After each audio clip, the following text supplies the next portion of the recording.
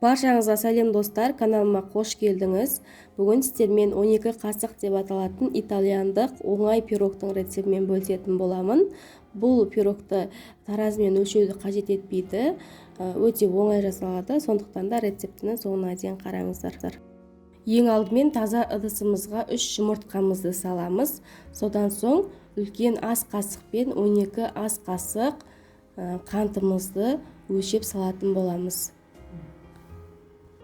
Және де осы қантымыз бен жұмыртқамызды жақсылап, біздің қантымыз ерігенше, жұмыртқамыз 2 есе көтерілгенше жақсылап миксерлеп алатын боламыз.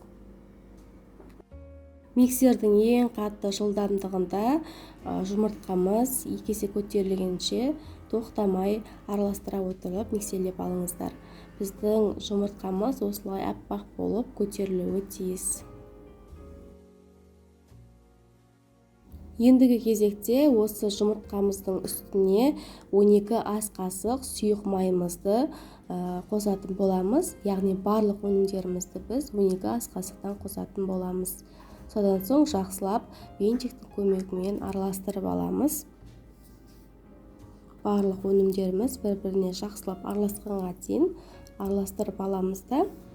Енді осы массамыздың үстіне 12 ас қасық сүтімізді санап құятын боламыз. Оны да жақсылап араластырып аламыз. Көріп отырғандарыңыздай, бұл пирог өте оңай жасалады, үйде бар қарапайым заттардан жасалады. Ендігі кезекте ұнымыздың үстіне 1 ас қасық разрыхлитель, яғни қопсытқышымызды салып аламыз да, ұнымызды да жұмыртқа массамыздың үстіне 12 ас қасық санап салатын боламыз. Ұнды салғаннан соң жақсылап, оны да венчиктің көмегімен барлығы бір қалыпты масса болғанға дейін арасында ешқандай түйіршік қалмайтындай жақсылап араластырып аламыз. Мінекей қараңыздар, бізде осындай сұйықтықтағы қамыр шығуы тиіс. Қамырды дайындап болғаннан соң пешті алдын ала міндетті түрде 160-170 градусқа қыздырып қойыңыздар. Пирогты қызып тұрған пешке салып пісірсеңіздер өте керемет болып көтеріледі. Енді мен осы қамырды осылай арнайы жылжымалы формаға, яғни 22 диаметрлік формаға құйдым. 20-22 диаметрлік формаға салып пісірсеңіздер болады.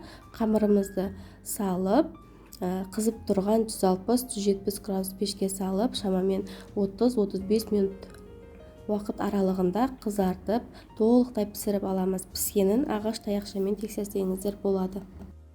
Мінекей достар, қараңыздар, менің пирогым өте әдемі болып пісіп шықты. Пирогымды формасынан шешіп, осылай теріс қарата аударып қойдым. Енді осы пирогты осылай жей берсеңіздер болады, немесе бетін қалауыңызша әсемдесеңіздер де болады. Жеміс-жидектермен, креммен деген секілді. Мен осылай сгущенка жағып шықтым. Оны жағу маңызды емес, тек пирогтың өзін кесіп шаймен жей берсеңіздер де болады. Өте жұмсақ, өте дәмді болып шығады. Міндетті түрде жасап көріңіздер.